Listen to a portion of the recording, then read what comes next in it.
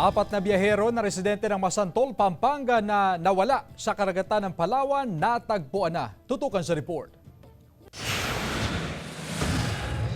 Emosyonal na lumapit sa tanggapan ng provincial government ng Pampanga si Rose Turla, residente ng Masantol, Pampanga. Halos 13 araw na daw kasing nawawala sa Mangsi at Balabac Island sa Palawan ang kanyang apat na kaanak na pawang mga biyahero. Mula Pampanga, bumiyahe ang apat na kaanak patungong Palawan para maghanap buhay at magbiyahe ng kanilang mga paninda at produkto. Kwento ng kaanak ng mga biyahero, mula Mangsi Island ay nagbangka ang mga ito pauwi ng Balabac Island sa Palawan noong September 10. Simula noon ay hindi na sila nakita at nakausap pa. Halos hindi na po kami natutulog sa gabi sa kakaisip kung anong nangyari sa kanila.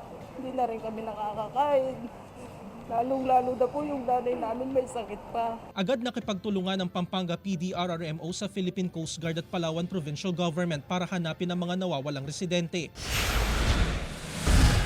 Ngayong Martes, September 24, natagpuan na sa Palawan ng apat na biyahero. Nakatakda silang umuwi sa kanilang bahay sa Pampanga. Sa Facebook post ni Bulado Laka Punla, makikita na naging emosyonal din ang naging pagtatagpo ng mga biyahero kasama ang kanilang mga kaibigan at kaanak. Ayon sa mga otoridad, napadpad sa Sabah, Malaysia ang mga biyahero matapos tangayin ng malakas na alon ang sinasakyan nilang bangka. Jarek Pasilyao, 1 North Central Luzon.